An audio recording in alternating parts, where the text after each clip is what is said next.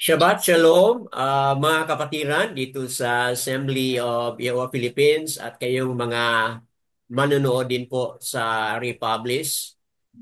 Shalom, mga kapatid. Tuwing tayo ay namamahinga, ngayon ay 05/17/2025, 4:35 na po ng hapon. At tuwing ganitong oras, meron tayong Torah reading, mga kapatid, bilang bahagi po sa ating pag-observe ng pamamahinga. Mga kapatid, nasa series of Torah reading tayo. Yeshayahu, also known as Isaiah. Nasa chapter 21 na po tayo ngayon, mga kapatid. At bago babasahin ng ating sister Sarah Bachao, chapter 21 po ay nabilong na po ito sa pangalawang oracle o pangalawang series of oracles, mga kapatid. Tapos na tayo sa unang series of oracles. Ngayon nasa pangalawang series of oracles na po tayo. At dito natin makikita, mga kapatid, na meron siyang mga katotohanan na mas malalim pa, mga kapatid. Okay?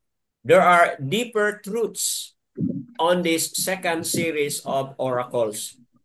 So, under dito sa second series of oracles, chapter 21 po hanggang chapter 23, verse 18, itong section ito, mga kapatid. So, lima po ang mga places na na-highlight dito. Una, itong Babylon, chapter 21, verses 1 to 10. Mabasahin natin mamaya. Pangalawa, ang itong Edom, chapter 21, verses 11 to 12. So, Edom, dalawang mga talata lang po. Pangatlo po ay Arabia. Okay? Kung sabihin ng Arabia, no, kasalin na ba dyan yung Kingdom of Saudi Arabia, no? Arabia, no? Verses 13 hanggang 17. Ang pang-apat po ay Jerusalem. Chapter 22, verses 1 to 25. Okay, yan po ang ating tutukan sa susunod na Shabbat, mga kapatid. Although yan po ang ating observance na rin po ng Shavuot sa susunod po na Shabbat. Pang tatlong feast po yan, mga kapatid. Then pang-apat po on the second series oracles ay itong Tyre. Okay? Chapter 23 verses 1 to 18, mga kapatid. So, yan po yung overall background dito sa pangalawang series of oracles, mga kapatid. So, yan, tutukan natin ito as we welcome Sister Asara o Sister Lilieta, mga kapatid. Asara Baccio.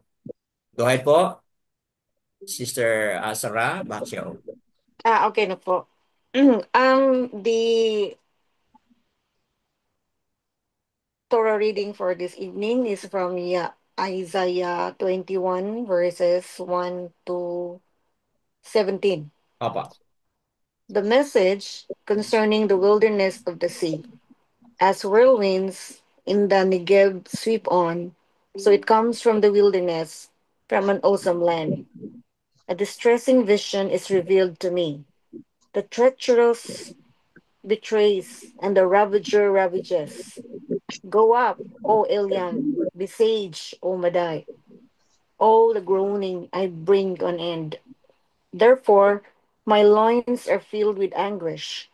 Pangs have seized me, like the pangs of a woman in labor.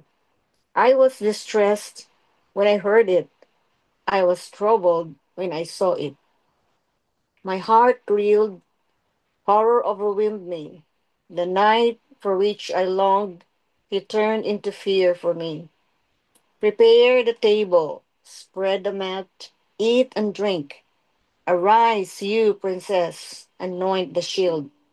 For Yahuwah has said this to me. Go appoint a watchman, let him declare what he sees.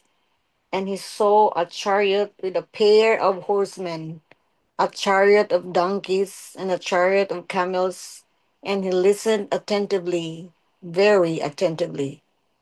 Then he cried, "A lion, O Yahuwah! I stand continually on the watchtower in the daytime, and I have sat at my post every night.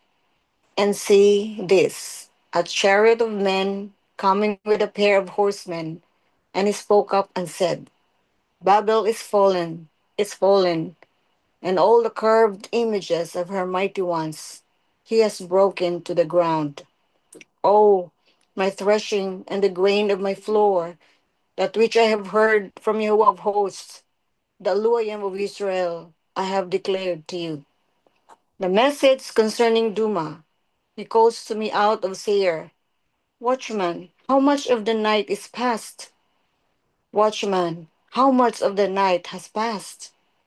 The watchman said, Morning came, and also the night. If you inquire, inquire, come again. The message concerning Arabia, in the forest in Arabia you stay, O you traveling companies of Didonites. You who dwell in the land of Tema, bring water to him who is thirsty, meet the fugitive with bread. For they fled from the swords, from the drawn sword, from the bent bow, and from the stress of battle. For thus Yahuwah has said to me, within a year, according to the year of a hired man, all the steam of Kedar shall come to an end. Hmm. And the rest of the number of archers, the mighty men of the people of Kedar, shall be few, for Yahuwah Elohim of Israel has spoken. Hallelujah. Yadayo.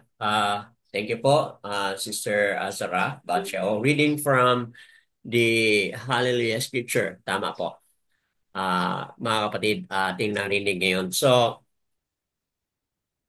batay sa ating narinig, mga kapatid, na konting background, ah, ngayon nabasa natin sa ating kasulatan at narinig na rin po natin, mga kapatid. So, ano po yung mga important words, phrase, or verses dito, mga kapatid, na sa tingin mo merong pangusap, mga kapatid, si Aba Yahuwah sa inyo.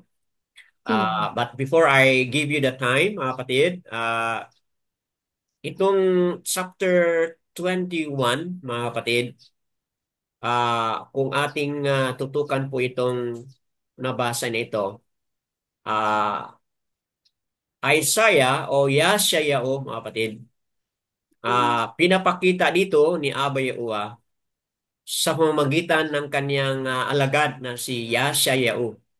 Pinapakita niya dito na Aba Yahuwah is indeed ruling. Okay? Yung kanyang kapangyarihang kamay ay nananatiling makapangyarihan, mga kapatid, over nations. Hmm. Okay? Halimbawa, itong isa sa mga nabanggit dito, itong fallen of Babal o Babel, mga kapatid. Very powerful ang nation na ito, or rather empire, mga kapatid. Kasi sa panahon nito, hindi pa naging powerful ang Babylon o Babal sa panahon nito. Kasi when these words were spoken, Assyria pa, mga kapatid, ang powerful na bansa. Assyria, rather empire. Okay? Then after Assyria, yun, natalo sila ng Babal. So when it was spoken, Assyria was still in power, mga kapatid. And ang Babal ay wala pa. But meron ng prophecy na siya ay ma-fall down, mga kapatid. Okay? So, at yung ibang mga places, as we have already mentioned kanina, Edom, Arabia, and of course, Jerusalem, mga kapatid, and Tyre later on. So, dito natin makikita, mga kapatid, na Abba Yehoah, through the prophet, pinapakita niya na Abba Yehoah is in control over nations, mga kapatid. And here, pinapakita ni Abba Yehoah kung ano yung mga inner character. Okay? Inner character ng mga bansang ito na powerful at kung ano rin po yung kanilang mga cultures, yung kanilang mga worldview. Kung ano ito kasama, mga kapatid. So, yan po ang ating tutukan dito. How Abba Yahuwah prevails po sa mga bansang ito at pinapakita niya, pina-expose niya mga kapatid yung ano yung mga inner character of these nations and cultures mga kapatid. So, yan po, as we have said a while ago, verses 1 to 10, it speaks about Babylon. Uh, 11 to 12 speaks about Edom. 13 to 17, Arabia po. And then, yun po ang ating narinig na 17 na mga verses. So, out of these 17 verses, sino pong mauna na nais na mag-highlight o mag-share, mga kapatid? Ah, nandito na yung kanina si Daniel, parang nawala siya. Okay. Sige po, let's welcome mga kapatid kung sino po ang mauna na mag-share.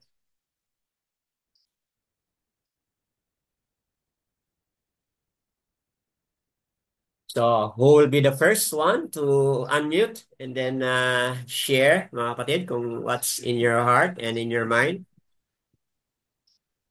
Yes po, Sister Bakar, sa iyo. Ah, dito sa chapter 21, Yeshayahu's experience here is described as a distressing vision Opa. na sinabi dito sa verse 2. The vision ay tungkol sa destruction of Babylon. Itong vision ay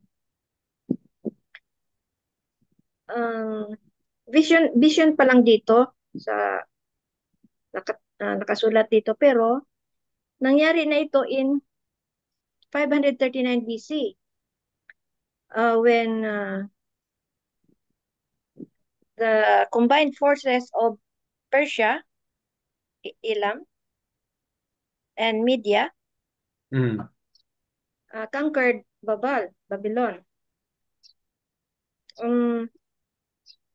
Dito sa verse 2, mention itong Elam and Media. Opo. Tapos,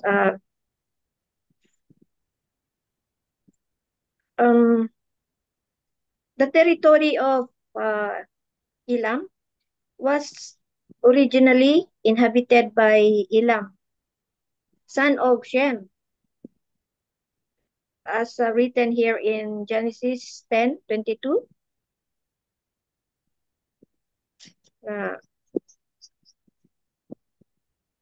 Si Elam pala ay son of Shem. Naging Persia ang Elam when the prophecy was fulfilled. Ito ay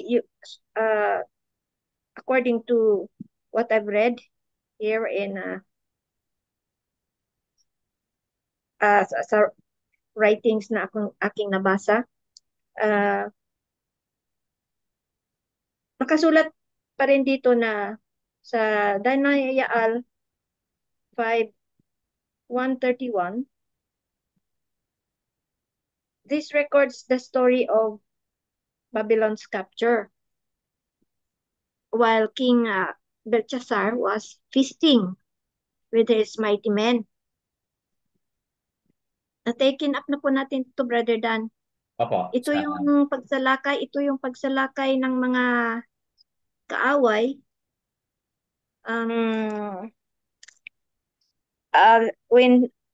Habang si King Belshazzar ay nag-inuman.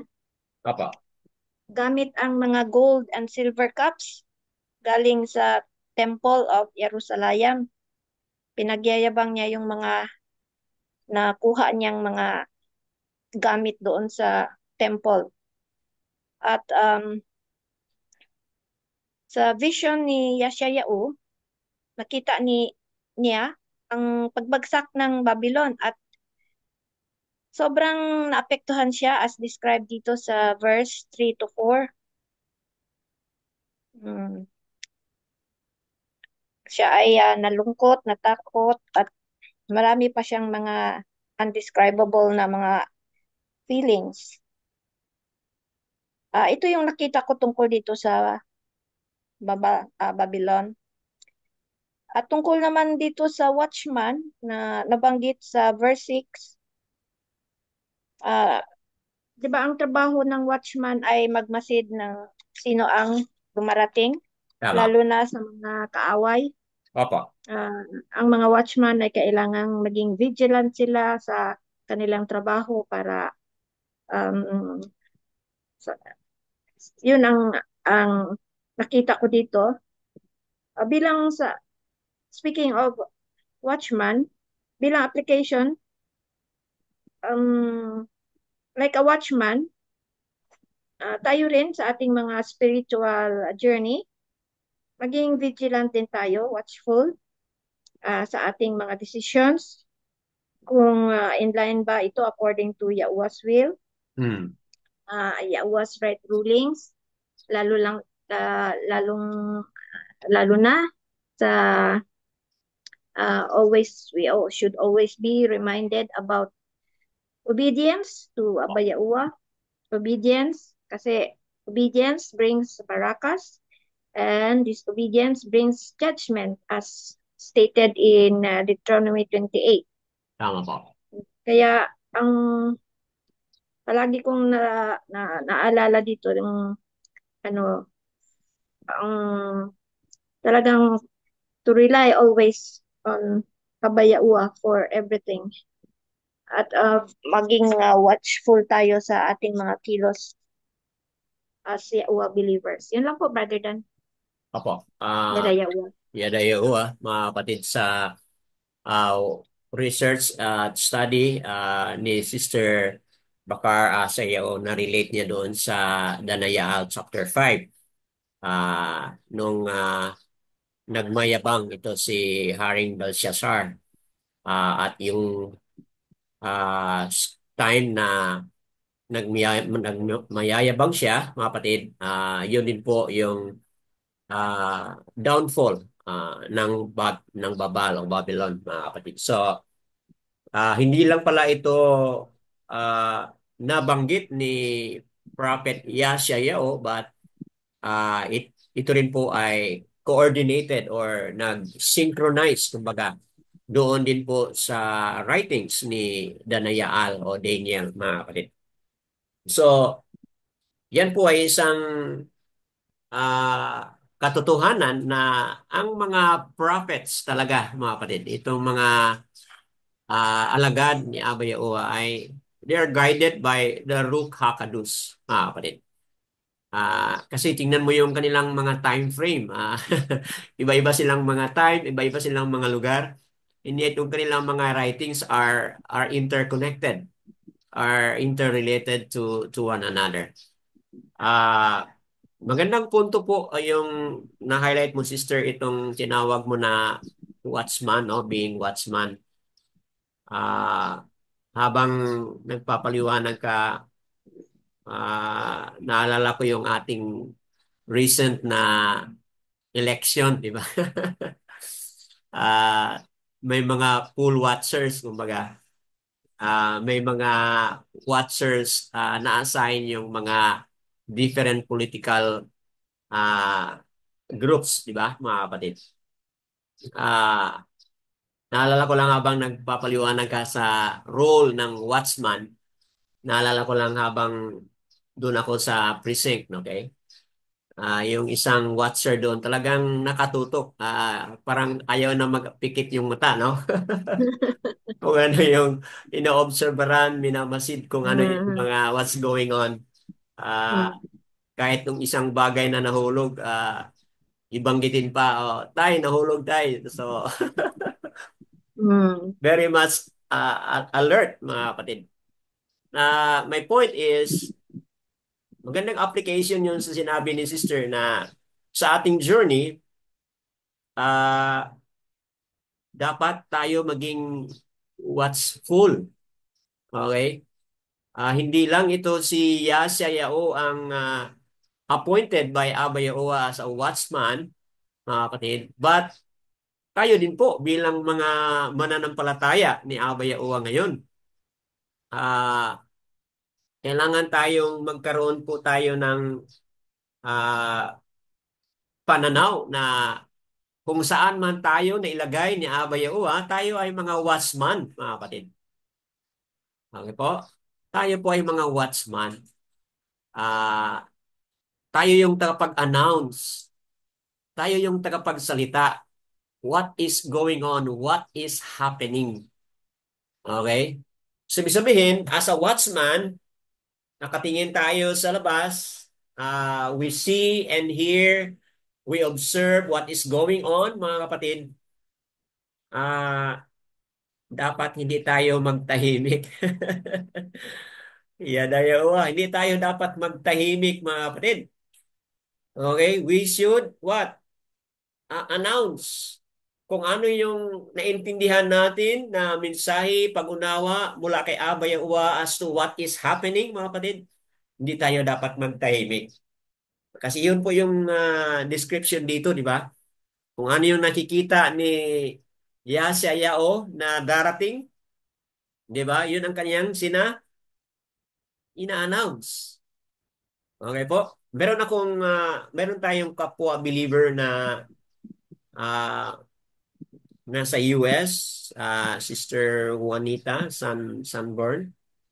Ah, Nung one time kami nag-usap, yun ang kanyang naramdaman, mga kapatid, na bilang mananampalataya ni Abba Yawa, hindi siya pwedeng magtahimik. Kaya very vocal, mga kapatid. Si Sister Juanita, very vocal siya kasi may TikTok siya, mga kapatid, no? So, hindi siya naging tahimik. Kung ano yung kanyang mga nakita, talagang ini-expose niya, mga kapatid. So, well, iba-iba tayong mga calling dyan, but in application po bilang mga mananampalataya, dapat lang maging mapagmasid tayo at kung ano man yung ating mga napansin, let it be known, mga kapatid. Let it be shared para malaman at marinig at matutunan ng bawat isa. Well, sa ating journey, what's man tayo dito sa pangalan? Pangalan Yahuwah and Yahushua HaMashiach. Yada Yahuwah po. Anyone else would like to share?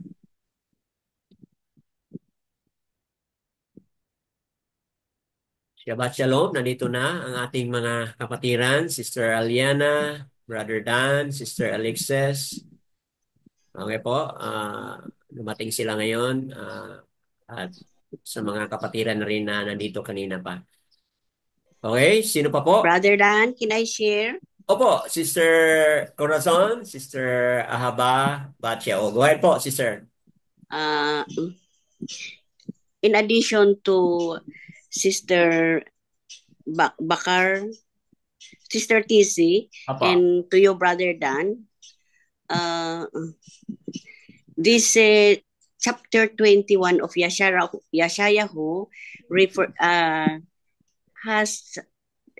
has the oracle is concerns with two oracles.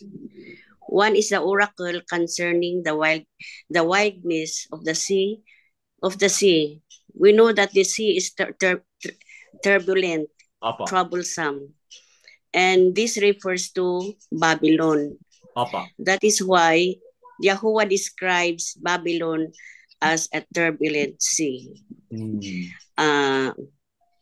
Yung yung Babylon in ancient times became Elam in Media. That is the Medo-Persia, which is now Iran ngayon. Sa verse 3, sabi niya, like a pangs of a woman in labor, Kasi ang hirap mahirap ang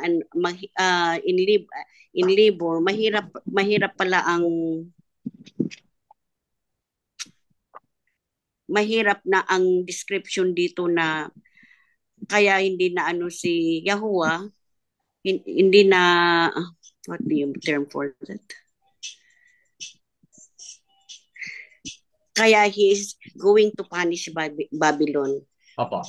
Kaya that's why it says that there's the fall of Babylon. And I think the fall of Babylon has already fulfilled. But in Revelation 18:2, tama. it speaks again of Babylon's fall, the fall of Babylon.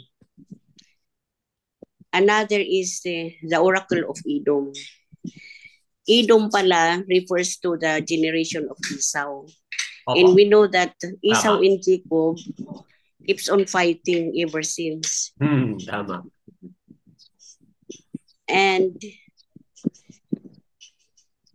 he was and Edom was expecting Edom the watch no ba naman ang ano ko ngayon ang notes ko hindi parang turbulence din expect the oracle of Edom regarding the attack of Assyria. And that's why I think the watchman is no. I forgot na. Opo. Nasa verse 12 yung sinabi. Tama po. Yes, about the watchman. Sabi, yung regarding sa watchman, sabi niya sa Isaiah 21:12-22, how long till they break?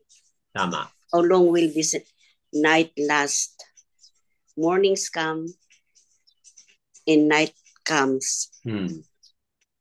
Yung watchman, mahirap kasi walang tulog. Opo. He's as according to Sister TC, vigilant ang watchman. Kasi pag natulog, delikado ang sinasakupan niya. Tama. Pagkatapos, yung sinabi ni Sister TC ngayon na about how yung darkness na-explain niya about how no matter how dark our life or stormy, there is still the light. We have to follow the light. And who is that light? We have to follow the light of Yahuwah so that we will still come back. When we stumble, we still come back for there is light in it. There's no darkness. Yun lang po kasi hindi ko ma-explain. Opo. You have a very good point. Highlighting dito sa the fall of Babel. When Babel or Babylon was fallen, ni-describe yung binasa mo kanina na like a like a laboring woman. Describe po yun ano ka hirap yung downfall ng Babel. I-describe how they have fallen and how difficult it is, like that of a woman in laboring for a child. So, nabanggit yan ni Yeshayahu, para bang na-identify ni Yeshayahu yung anong hirap dadaanan ang Babel kapag siya ay ma-fall na. And yung paliwanag mo on Edom, tama naman po yun, nabasa mo at na-highlight mo on the issue na yes, may darkness na darating at nagtatanong yung mga Edom kay Yeshayahu, how long ba? How long ba ang darkness na ito? Okay. But ang sagot ni Yeshayahu sa verse 12 is that pagkatapos ng darkness comes what? Light. Morning, di ba? Comes the morning. So, ibig sabihin, after darkness follows sunshine, kumbaga, mga kapatid. So, ang maganda dito sa Edom, as you have highlighted, is yung kanilang pagtatanong. O, di ba? Yun ang maganda dito sa kanila. How much of the night has passed? Then, ang sagot ni Yeshayahu sa verse 12, the watchman said, morning comes and also night. If you inquire, come again. Kumbaga, magandang attitude yun na ating i-apply sa ating buhay, no? Sister Haba Batya, o yung lagi tayong magtatanong kung nasa darkness man tayo, we anticipate, no? We anticipate na after nito meron na mga sunshine, kumbaga. So yung attitude of hope, no? Inquiring always, and attitude of hope. Maganda po yun sa point mo, Sister Yadaya Owa po. Hidayaw. Okay po, salamat sa sharing at insights na bigay po ni Sister Corazon, Sister Ahaba Batyo. Let's welcome anyone else. Nandito na si Brother Dimitrio. Sino pa po who would like to share, mga kapatid? Nasa Yeshayahu chapter 21 tayo para sa mga bago lang dumating, at nasa sharing time po tayo.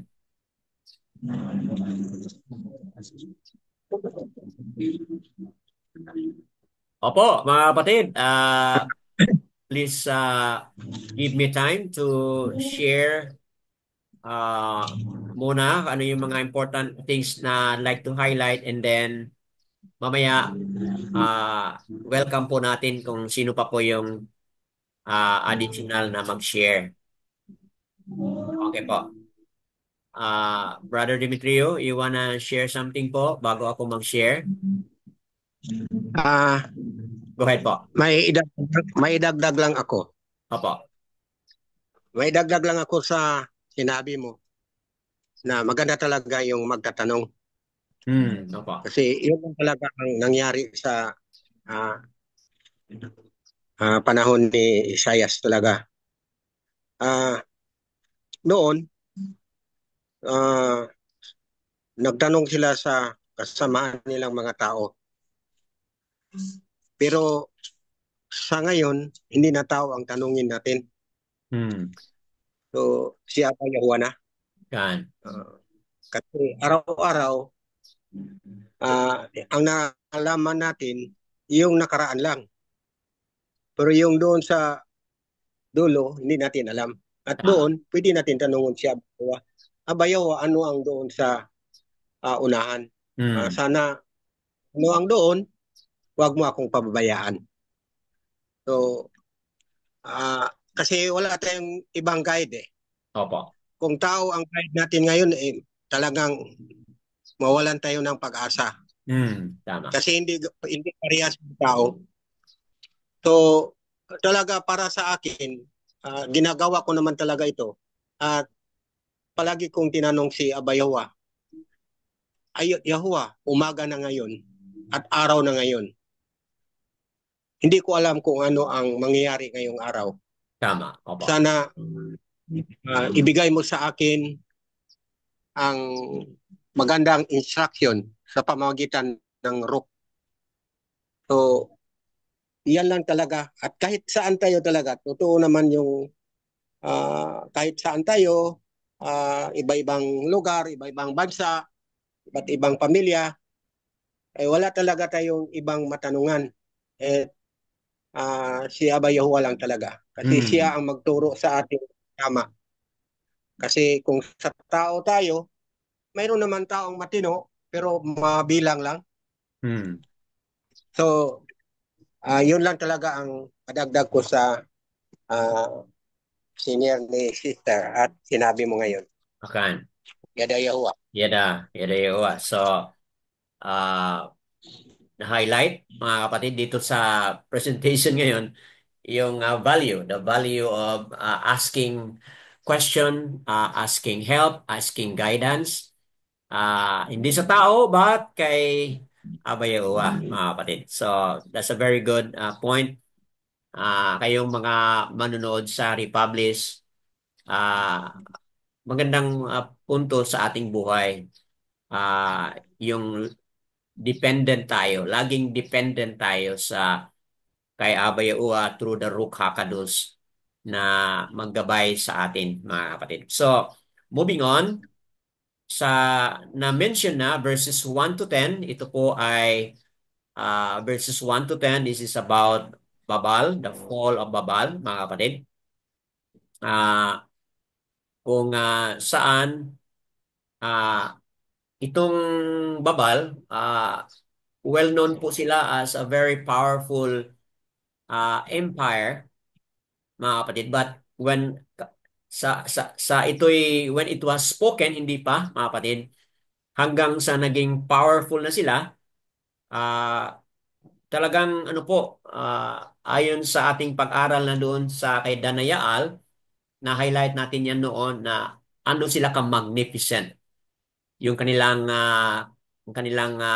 scenic beauty, na-highlight po natin yan noon.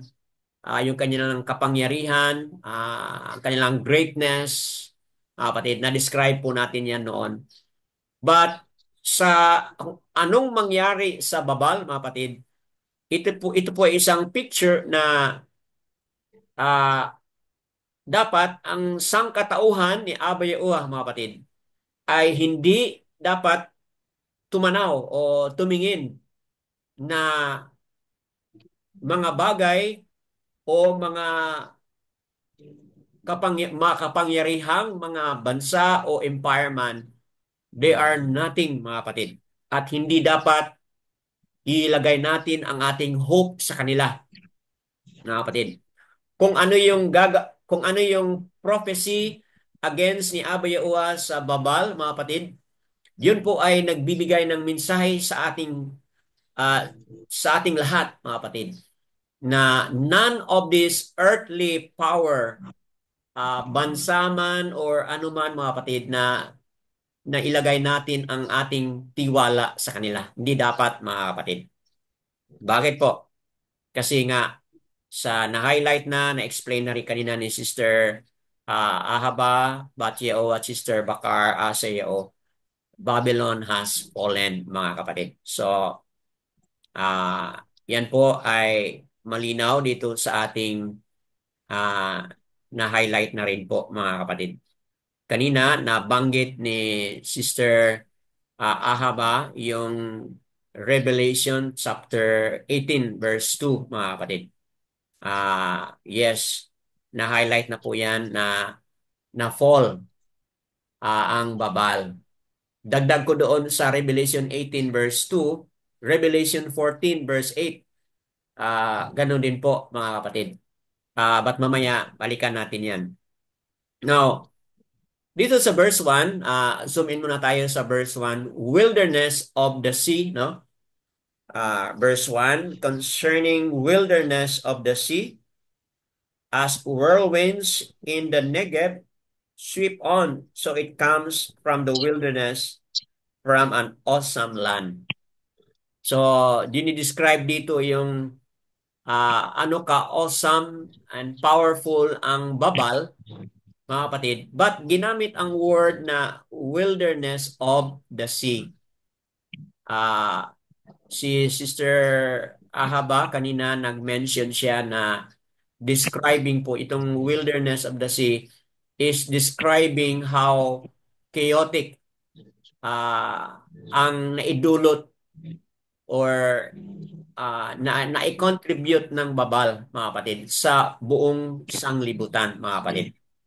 And bakit ba ganun ka chaotic yan, mga kapatid? Because if we look at wilderness, Okay? Wilderness, di ba kung tingnan natin yung wilderness, walang taong gustong manahan sa wilderness, di ba mga kapatid? Okay?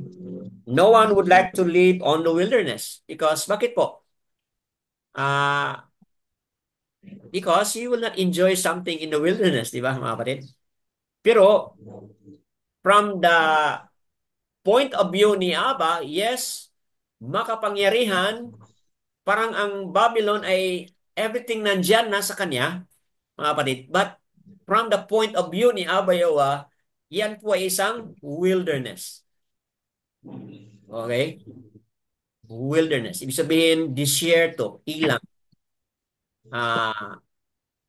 But from the point of view sa mga tao, wow, awesome, wonderful, di ba? But para kang Abba Yawa pala, it's nothing, mga kapatid. At another word for that for here is not only wilderness but also flooded sea.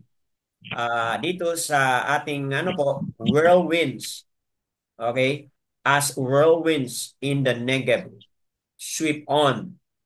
So it comes from the wilderness, from an awesome land, mga kapatid. So that's how it is described itong Babal, mga kapatid. Awesome land. Okay po. Verse 2. Sa verse 2 naman po, a distressing vision.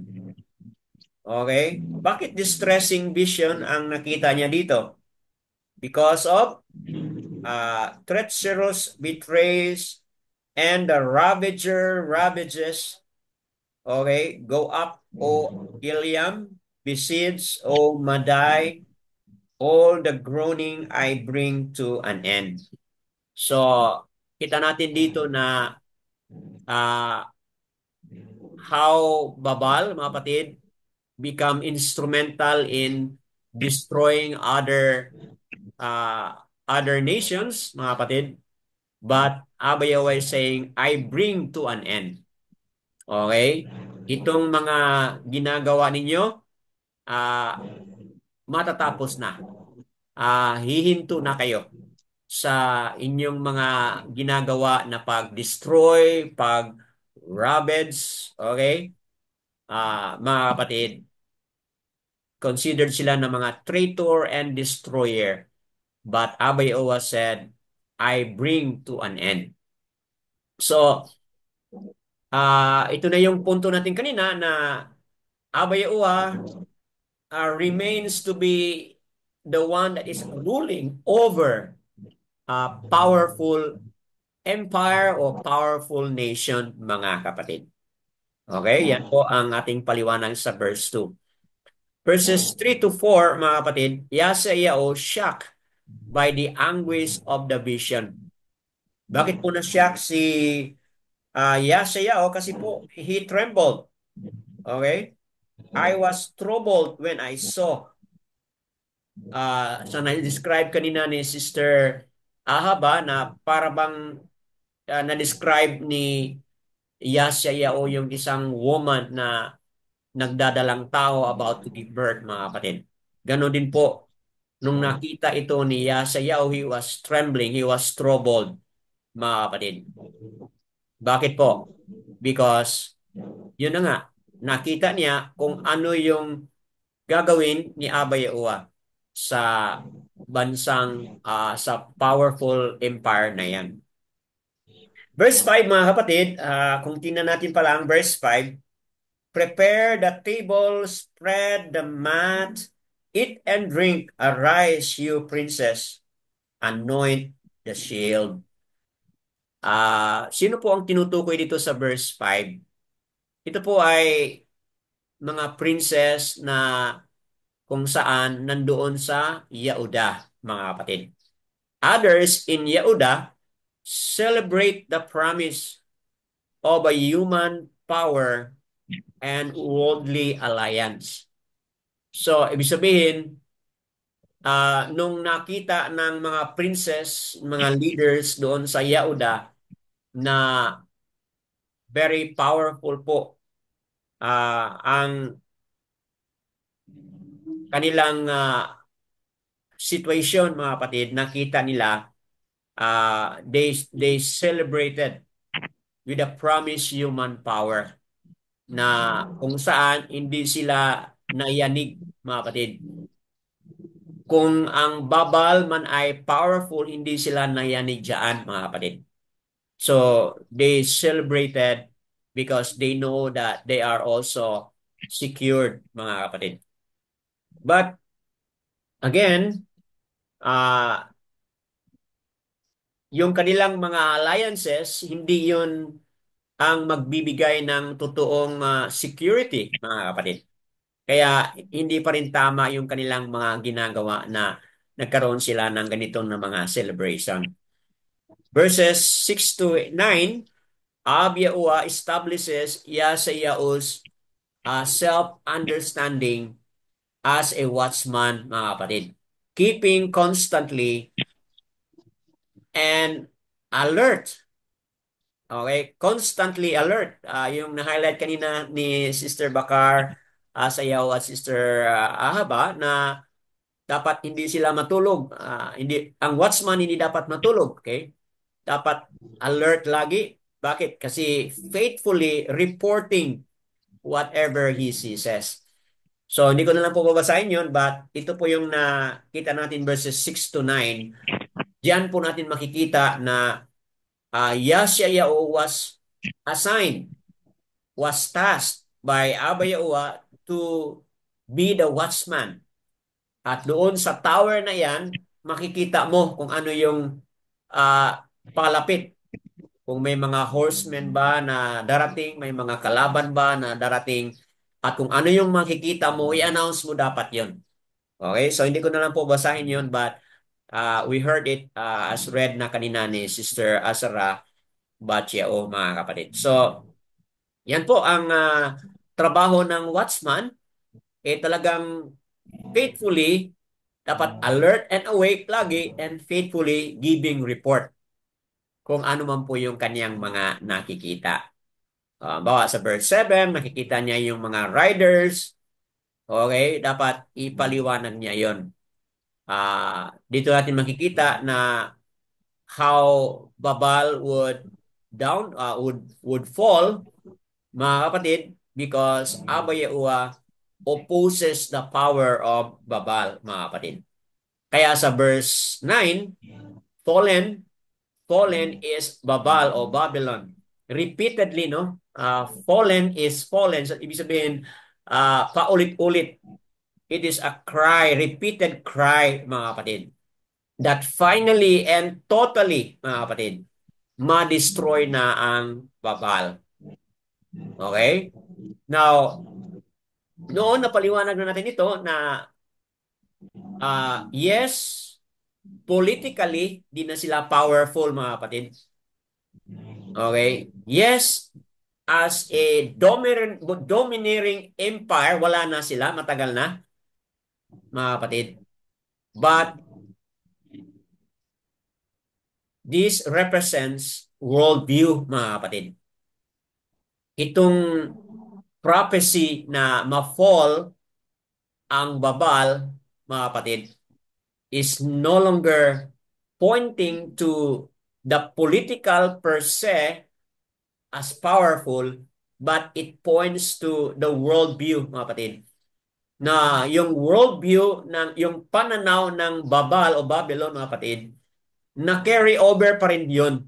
Kahit wala na sila in power, politically, kahit wala na sila, geographically, wala na silang kapangyarihan, and politically, wala na sila, but yung kanilang, but ang worldview, mga kapatid, yung world system ng Babal, nandyan pa rin. Very powerful pa rin, mga kapatid. Halimbawa, bigyan natin yung halimbawa, concrete example. Doon sa Babylon sa panahon na iyon, hindi nila binabanggit ang kanilang sinasamba, mga kapatid. Kasi napaka-sacred ang kanilang mga sinasamba na mga pangyarihan. So hindi nila banggitin yung pangalan na yun. So yung system na yan, yung katuruan na yan, ay na-pass on yan. At na-pick up yan ng mga taga-Yahuda when they were there in Babal for 70 years. na-pick up nila yung world system na yan. Nung sila'y bumalik sa Yehuda o Jerusalem, anong ginawa nila? They also adopted it. See? At dahil dyan, naitago na yung totoong pangalan ni Abba Yahuwah, mga kapatid. So yun ang isa sa mga example na yung kanilang worldview, yung kanilang belief, mga kapatid, okay, which is kasalungat doon sa paniniwala at pagtuturo ni Abba Yahuwah, ay embedded yan sa mga iba't ibang mga religion, mga kapatid. Okay? And not only that, but yung system nila na warring with what? Warring with idols, with idolatry, mga kapatid, nandyan pa rin, mga kapatid.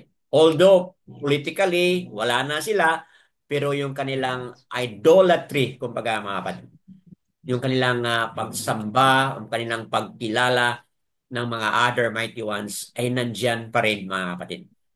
So, when Yeshayahu pronounced in 21 verse 5 na fallen ang babal, mga kapatid, hindi lang pala yan, tinutukoy niyan ay yung political power nila, mga kapatid, but also ang kanilang world system that influences like a whirlwind, okay? Sa na-highlight na word kanila ni Sister Ahaba, yung surging, yung chaotic na dagat, mga kapatid, describing how also chaotic it brought itong system, itong katuruan ng babal, mga kapatid. So, ito ay something na hihintayin pa natin na ma-fully fulfilled.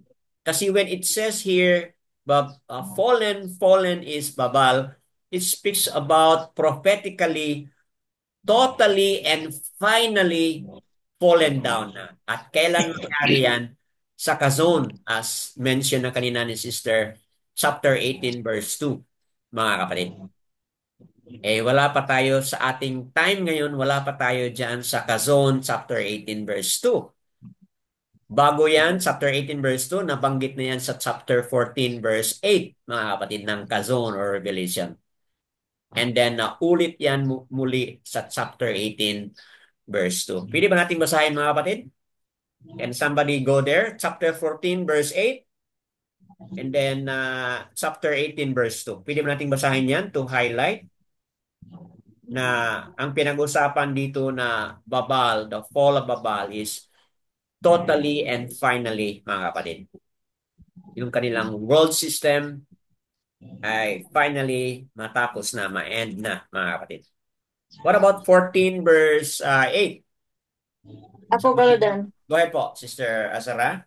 And another messenger followed, saying, Babel is fallen, that great city, because she has made all nations drink of the wine of the wrath of her whoring. See, bago proceed tayo doon sa next chapter 18, tingnan mo yan, yung world system niya.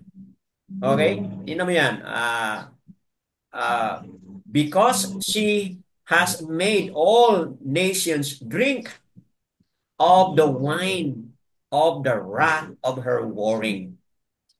So, itong religious system na ito, mga kapatid, embedded sa iba't ibang mga groups, mga kapatid. Itong kaniyang warring, kumbaga, yung idolatry.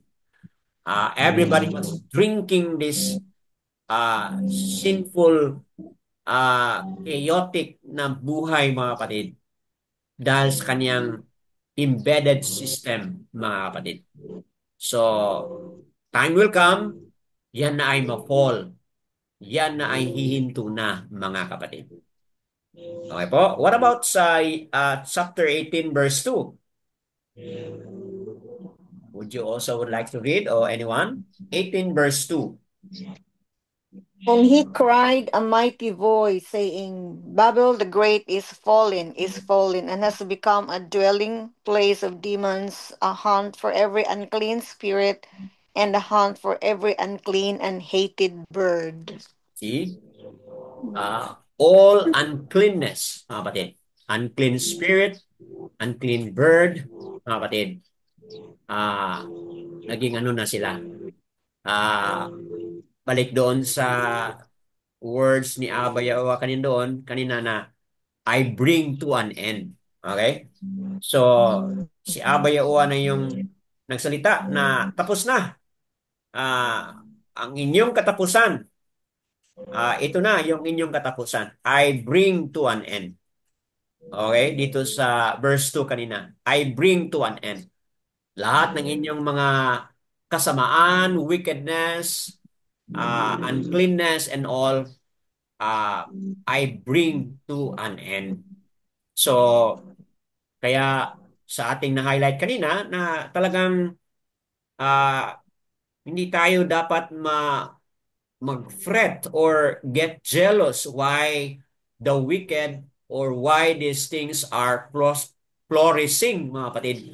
Because the hand of Abba Yahuwah will someday, okay, bring to an end ang lahat ng mga bagay na yan, mga kapatid.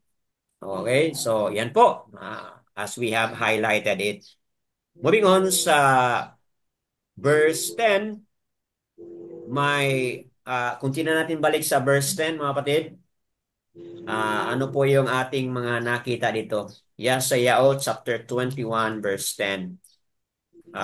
Balik tayo dito and makita natin itong phrase na my rest and my winnowed one. Okay? 21 verse 10. Ang nakasabi po dyan, on my threshing floor, okay? And a grain of my floor, okay? That which I have heard from Yahuwah of hosts, the Alua or Aluayam of Yazaral, I have declared to you. So, ito po yung narinig, nakita ni Yesayao at iyan, he announced it. Okay? And when Yesayao announced it, he announced it also to the people of Yehuda, mga kapatid. What he has heard from Abba Yahuwah of hosts, mga kapatid. Okay? The Almighty One of Yasharal. So, hindi lang pala ito ay words against Babal, but it is also a warning of words.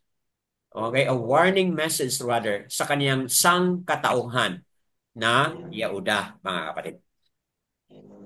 Okay po, moving on sa verses 11 to 12 is about Edom.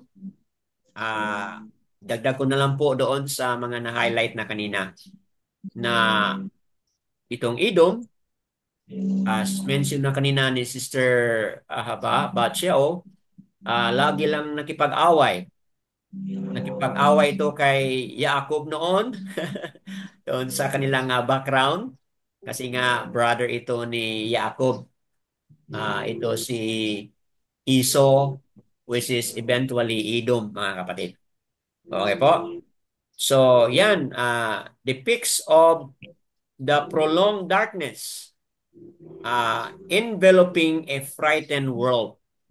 Ito palang description dito sa verses 11 to 12 na nagtatanong yung Edom, how long ang darkness na ito.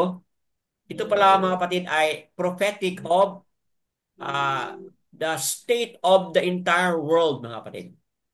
Na ang entire world is really in darkness. So, may mga sangkatauhan na nagtatanong, kailan pa ito matapos itong darkness na ito? Itong doom na ito, kailan pa ito matatapos? So, it represents pala hindi lang politically sa Edom, mga kapatid, but also of how darkened the world is. And sa lesson na highlight na kanina, na kung saan man tayo naroon, mga kapatid, what is important is yung ating laging pagtatanong. always inquire, mga kapatid. Always ask, always inquire, always ask. At maganda pong personal application na bigay na highlight na kanina, mga kapatid, with Brother Demetrio. Hindi ko na lang po balikan yun. Okay? So, moving on tayo dito sa verse 13 to 17. Ito naman po yung Arabia. Okay? Arabia, 13 to 17. So, kung titingnan natin mga kapatid ang Arabia, look at verses 13 to 17, nabanggit niya po diyan ang Didan, okay? Ano po ito, Didans? Traveling companies of Didanites. Sila pala ang mga, ano po sila? Mga merchants. Sila po yung mga involved into business, mga kapatid. Okay, kung titingnan mo yan, you who dwell in the land of Tema, bring water to him who is thirsty. Meet the fugitive with bread. So, ano yung prophecy o oracle against Arabia, mga kapatid? Magkakaroon po ng maraming mga fugitive. For they fled, verse 10, verse 15. For they fled from the swords, from the drawn sword, from the bent bow, and from the stress of battle. Okay? Ito po mga kapatid ay prophecy against Arabia. I believe hindi lang ito KSA mga kapatid, but maraming mga countries na nakapalibot diyan mga kapatid. Okay? At yan, anong tinutukoy dito? Magiging stressful sila dahil sa war. At magiging ano po, fugitives. Yung mga sangkatauhan diyan, mga kapatid. Okay? For thus Yahuwah has said to me, within a year, according to the year of a hired man, all the esteem of Kedar shall come to an end.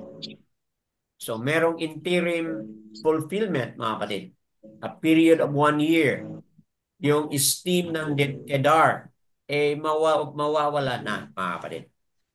So, verse 17, and the rest of the number of archers, the mighty men of the people of Kedar shall be few. O Yahuwah Alua o Aluayam of Yasaral has spoken. So, ano po yung punto natin dito mga kapatid? Currently, Arabia relied on what? Human military. Tama ba mga kapatid? Nakasandal po sila ngayon kung kaninong bansa merong powerful military. Tama po ba mga kapatid? So, what will happen is itong kanilang sinasandalan na mga human military, ano mangyayari po? At the end, hindi po ito makapagbigay sa kanila ng ano po? Hindi makapagbigay sa kanila ng security. Okay? So, nawa, itong mensahen ito ay matatanggap at mararamdaman ng mga people doon sa Arabia, mga kapatid. Na kung saan none of these human military help and forces can protect them, mga kapatid. None. Only the Yasar, only Abba Yahuwah of Yasar Al, mga kapatid. Only Alua or Aluayam of Yasar Al ang makapagbigay po ng totoong protection sa kanila. Why? Because itong lahat ng mga sinabi na ito ni Yasayao ay nagmumula kay Abba Yahuwah as He has spoken. So that being said, mga kapatid, ano kaya ang mga lessons dito? Nais kong i-highlight yung function ng watchman. Okay? We can be a watchman of Abba Yahuwah, watchwoman of Abba Yahuwah wherever we are. Kung ano yung ating mga nakikita, ibahagi natin. Don't remain silent. Kailangan i-announce natin, mga kapatid. I-report natin kung ano yung ating mga nakikita. At another thing I'd like to highlight, yung point na, oo, may darkness ngayon, but behind the darkness, may light, mga kapatid. At sino yung light na ating pinutukoy lagi? Yahushua, mga kapatid. Aba Yahuwah, mga kapatid. Who is going to give us the light. Then lastly is yung ating pag-inquire lagi. Yung ating pagtatanong lagi. Aba Yahuwah, ikaw lang nakakaalam kung ano yung nasa dulo nito.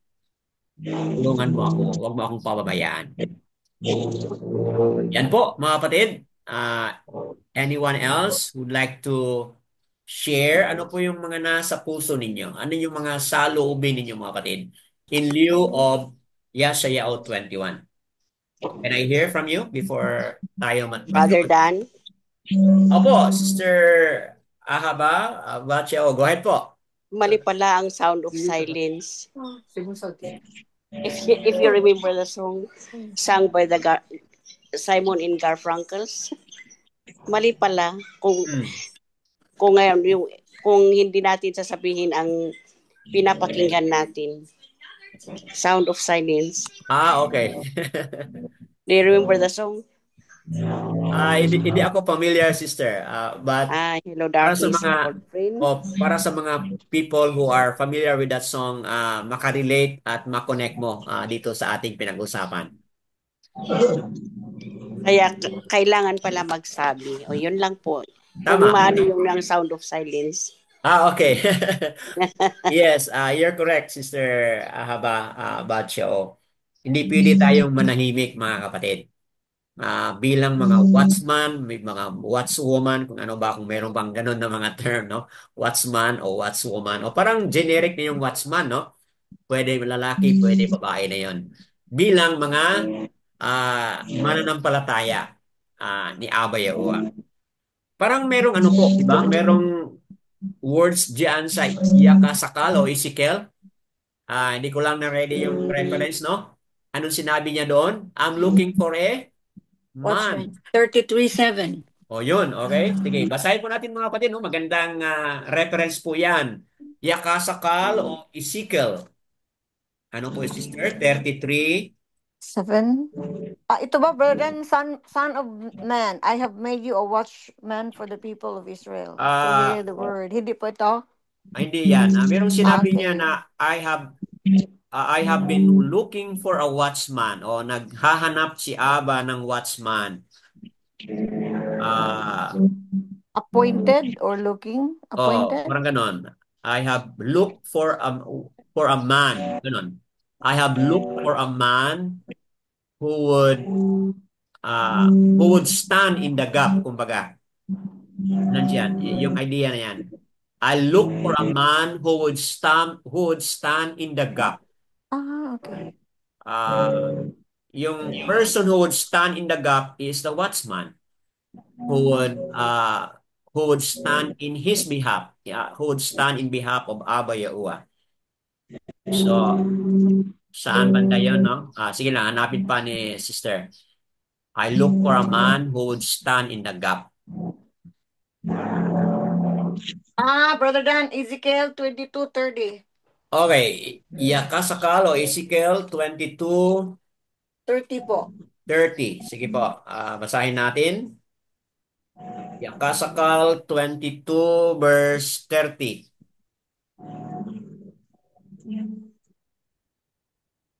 Okay? Therefore say to the house of Yasaral, thus said Yahuwah the Adon, are you defiling yourself? 22:30, Brother Dan. Sorry. 20 pala yung binasa ko. 22:30. Sige po. Can you read it if you are there? I searched for a man among them to repair the wall and stand in the gap before me on behalf of the land, so that I should not destroy it. But I found no one. Okay. Okay po, salamat. I sought for a man among them who would make a wall, who would stand in the gap, or he would stand in the breach before me on behalf of the land, that I should not destroy it, but I have not find one. So, ito po ay related po ito sa watchman na tayo bilang mga nakakilala sa kanya, pwede tayong maging watchman ni Abba Yahuwah who would stand in the gap. Okay? Who would be there to make announcement in order to protect. Okay? In order to provide wall of protection to the people para hindi sila ma-destroy, mga kapatid. Ito po yung mensahe ng Yakasakal 22:30, mga kapatid. Na Abba Yahuwah is looking for a man, searching for a man who would be willing to stand in the gap and make the announcement, who would, who would, who would be willing to be a wall of protection and announce kung ano yung kanyang mga mensahe para hindi ma-destroy, para hindi malaglag, mga kapatid, ang mga tao, ang sangkatauhan.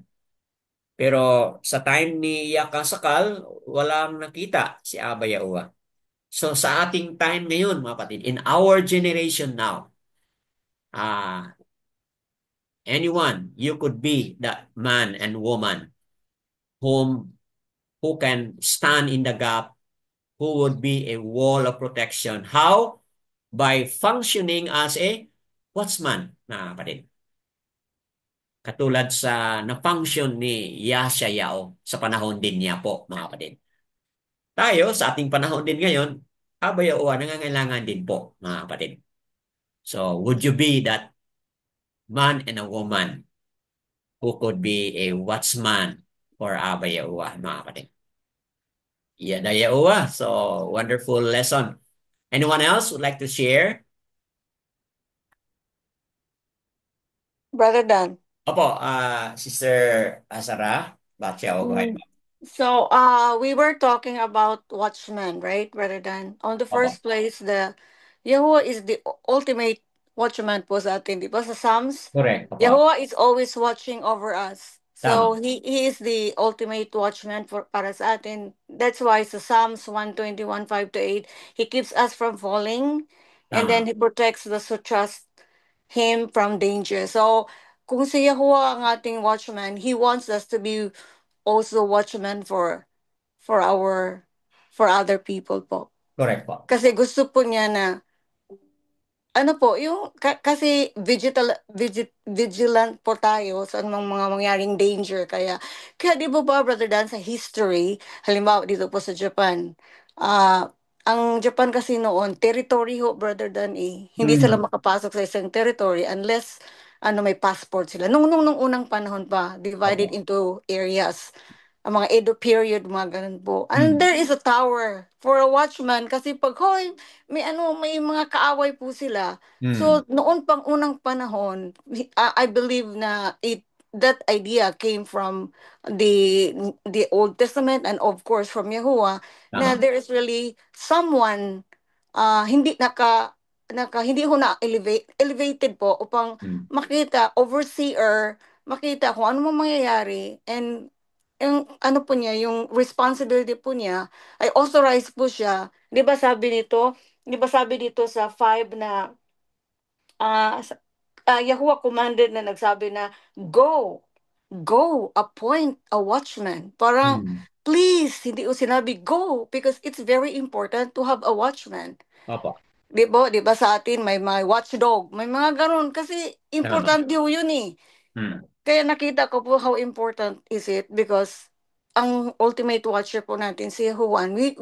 Yahuwah can't watch us or won't be able to watch us if we are not under his hindi ho tayo under sa kanyang pamumuno, di ba, Brother Dan? Correct. Kung Opo. wala tayo sa kanya, hindi tayo niya ma-watch. Kaya we should always be vigilant. We always watchful every day. Watchful tayo upang palagi po tayo under his ano po, Mm. ruling or Tama. system. Yan po, Brother Dan. Yan po nakita ko na Tama. You highlighted verse 6, no? Yahweh has said to me, go, appoint a watchman. Tama po. Yesaya 21 verse 6, mga kapatid, highlight ni Sister Azara Batio. Just as Abba Yahweh is the watchman, according doon sa declaration ng uh, uh, Yesaya 121 ba yun, no, Sister? iya po, Rather, Psalms 121 po. Psalms 121, okay? He watches over us. Abba Yahweh watches over us 24/7 po yun, no? Magandang connection yun na kailangan tayo magpailalim, no? Magpailalim tayo, mga kapatid, kay Abba Yahweh. Under His care, under His wings, magpailalim tayo sa Kanya dahil nandyan yung protection niya sa atin. Then, pagkatapos yan, magiging ano rin po tayo, magiging watchman sa ibang mga tao, mga kapatid. So, may role din tayo dito sa ating buhay, sa ating journey ngayon. Meron tayong role. May function din tayo, mga kapatid. And Abba Yahuwah is waiting and looking and searching for a man and a woman uh, who would do the work for him, mga kapatid. So, Yada Yahuwah, praises kay Abba sa mga insights na ito at pangungusap niya sa bawat isa sa atin. Anyone else? All esteem po, praises kay Abba. Napakagandang mga lessons ito. Anyone else would like to share, mga kapatid? Meron pa ba? Sister Bakar, sa Yao, sino dyan na gusto mag-share? O Brother Dimitrio or Sister Aliana, Brother Pio o Sister Annabelle o Brother Jeffrey. Meron bang would you like to share something?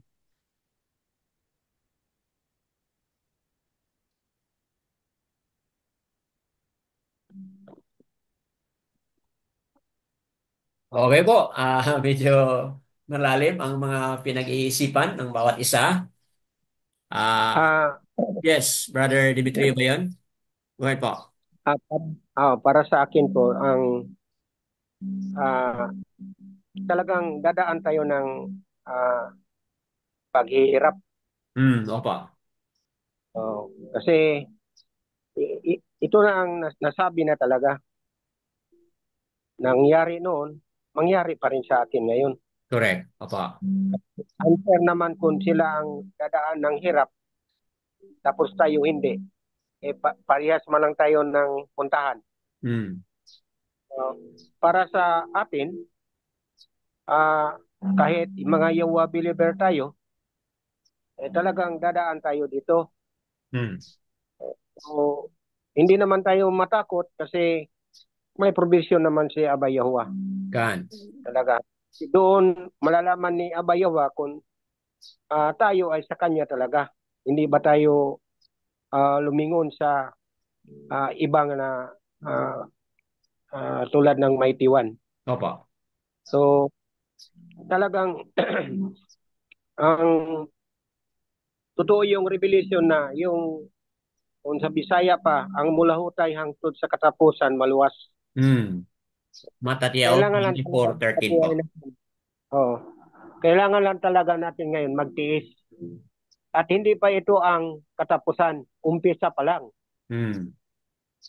So, for example, marami tayong madaanan na problem sa pamilya natin, lalo na ngayon. Sa mga friends natin, sa mga kapatid natin. So, talagang dadaan tayo dito. So, ang gawin lang na, pasalamat tayo kay Abba Yahweh kasi tinuruan tayo na talagang ma-prepare ang sarili natin ng lahat na dumating na mga sakuna, na mga problem. lalo lang yung 7 years Great Tribulation. Kaya para sa akin talaga, naniniwala ako na wala pang rapture, makadaan tayo talaga ng karumal-dumal na mangyayari sa mundo. Pero hindi tayo matakot kasi nandyan ang kamay ni Aba Yahuwah na mataas na talagang hahawakan tayo. Pag tingin niya na hindi na natin makakayanan at tutulungan tayo ni Aba Yahuwah pag tayo ay makarating doon sa ating pupuntahan. Okay po. At sunod, may kuwan talaga dito para sa lahat talaga. Kung tingnan natin yung nangyayari sa Babylon, totoo naman yung sinabi ni Brother Dan. Tapos na talaga yung kasamaan ng Babylon. Pero yung hindi pa natapos na ginawa nila yung pagsamba ng Mighty One. Sa atin ngayon na mga tao, sana yung nagsasamba pa sa mga Mighty One,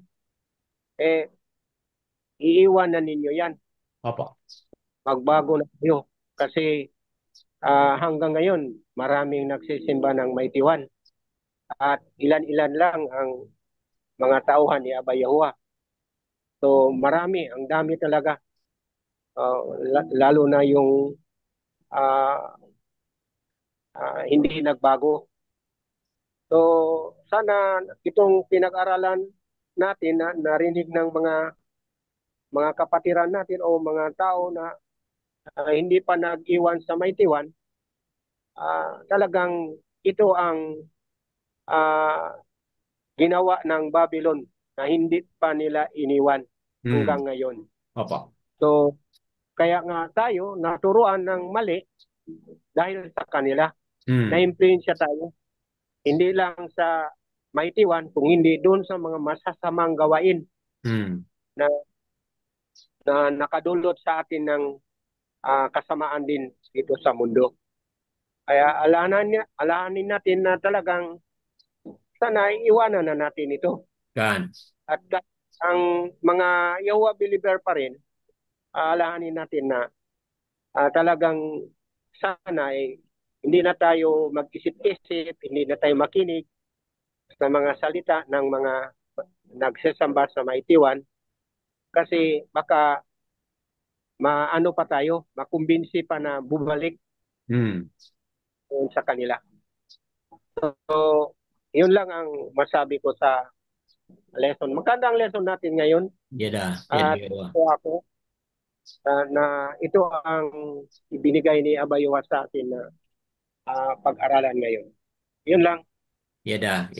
So, highlight ko lang po yung dagdag na word doon, no? Yung sinabi ni Brother Demetrio na Mighty One. No? Dagdagan natin yung isang word na other Mighty One. So, dagdag natin yun na ang tinutukoy ni Brother Demetrio yung mga titulo pa rin. No? So, iwan na natin yung mga titulo na yan, GOD, LORD, GINOO, at iba pa. Iwan na natin po yan mga kapatid. At sa na-highlight na dito, darating ang panahon na Aba Yahuwah will bring an end. Okay? Gagawa siya ng paraan na itong lahat ito ay matatapos din.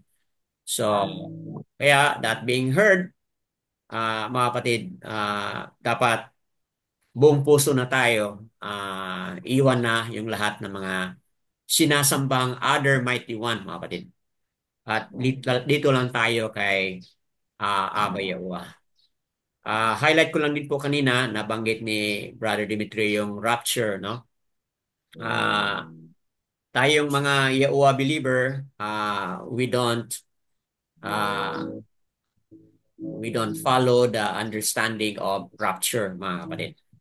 Highlight ko lang po yun. Bilang mga believer ni Aba Yahuwah ngayon, patuloy tayo na mamumuhay ayon sa kanyang kagustuhan. Na-highlight ni Brother Dimitri yung Matatiao 24 verse 13, He who endures to the end shall shall be saved, mga kapatid. So, sa panahon ng darkness na ito, merong darating pa na mas dark pa, mga kapatid. Take note na after dito, uh, may liwanag na rin.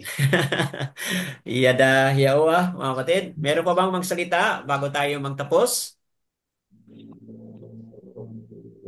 Anyone would like to add before we end?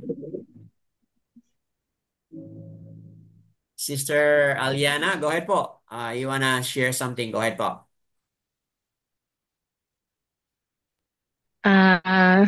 Para sa akin naman bro, Opo. yun, malaking bagay talaga yung endurance, no? Yung sinasabi ni Brother Demetrio. Opo. Kasi sa pang-araw-araw nating pamumuhay, yung battlefield natin is yung mind natin, yung isip eh. Tama. Kung ano yung makikita natin, ini-inject ng kaaway, ng kalaban, yung kalaban natin. Yun lagi nating yung paano natin yung i-rebuke yung mga masasamang nakikita natin sa kapaligiran natin. Tapos na-apply natin napasok sa utak natin, yun, yung pag-iisip natin. Kaya yun talaga malaking bagay yung araw-araw ka talaga na tumatawag kay Aba Yahuwah. Kasi wala namang perfect talaga na araw-araw nagkakamali tayo eh. At saka yun, siya lang talaga yung pag-asa natin na hanggat sa dulo makakayanan natin, malampasan natin lahat yung mga pagsubok natin. Yan. Yeah. Sana tayong lahat patuloy pa rin tayong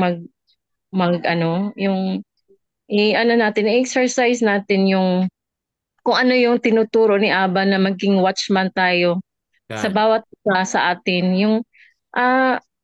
Kasi minsan nakalimutan natin na sa mundong ginagalawan natin ngayon, maraming mga tukso eh. Sabaga, tama.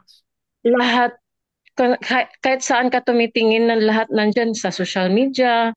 Maraming mga influential ng sa social media, kung lagi kang nandyan, kung lagi kang minsan makikita mo na ganito na ba talaga kadumi yung mundo natin. Tama. Kaya nakakalungkot din kasi yung talagang kalaban natin yung pang-araw, yung anong tawag nito, yung paano natin ipanalo yung lakad natin na maging karapat dapat tayo kay Abay. Yun talaga dapat natin gawin eh. Kasi alam naman niya sa puso natin kung sino talaga yung sinasamba natin. Kung ano talaga yung nasa isip at saka sa puso natin. Yun lang.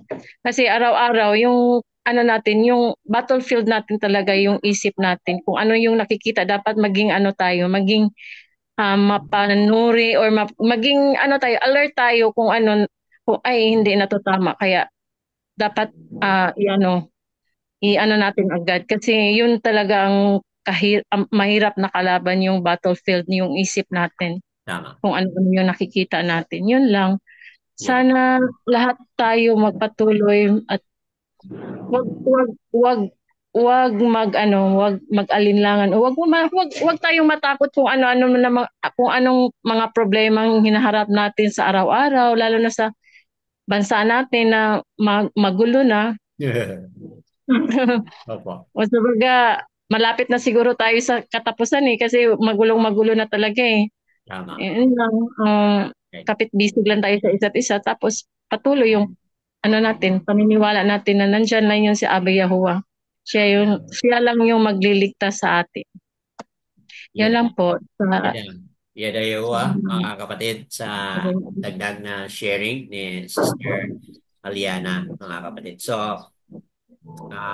tama yun. The battle is in the mind, mga kapatid. So, tama yung sinasabi mo, sister, na yung system ng Babal o Babylon, yung warring, kumbaga, yung warring involved into idolatry, immorality, and so on and so forth, ay nandyan pa rin, no?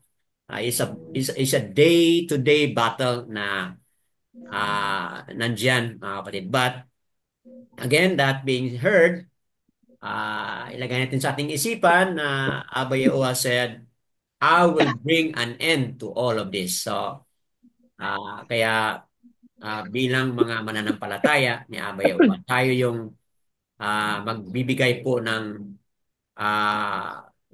ipakita natin o i-demonstrate natin yung pamumuhay na yun nga, being made apart, being separate. Dahil kung hindi tayo mag-separate, then ma-influence tayo. Yung system ng babal ay patuloy pa rin na mag-influence sa atin. So, it's a matter of circumcising our heart and our mind, as you have already said it. Iyadaya uwa po sa napakagandang sharing na ito, mga kapatid. At bago tayo magtapos, ito na po ang apat na mga titik. Kailangan nating i-highlight lagi. Ya, ha, u, ha, mga kapatid. Yan po ay apat na mga titik na kung ating babasahin po, ya, u, a, or ya, uwa, mga kapatid. Ganon din po ang pangalan ni Yahusha. 5 mga titik. Yaha, u, ito siyan, ayan na kung ating i-highlight po yan, Yahusha. Yahusha. Yahusha po ang ating Misaya na kung saan pinadala ni Abba Yahuwah upang siya ay maipako doon sa kahoy at siya ay ating kilalanin bilang ating only rabbi, mga kapatid, and through the Ruach HaKodesh, ang ating teacher, ang ating gabay sa ating buhay ngayon. If no one else, kung wala na bang magdagdag, mga kapatid, then tapusin natin. Kung meron pa ba, please let us know. Okay po. Kung wala na, mga kapatid, kayong mga manunood sa Republish, whatever Abba Yahuwah is talking to you, He is knocking at the door of your heart, do not harden po, mga kapatid. Open your heart and allow the words of Abba Yahuwah, allow this teaching video to enlighten you and bring you to the truth. All listin po and praises kay Abba Yahuwah. Yada Yahuwah, Basham Yahusha. Hidayah mo.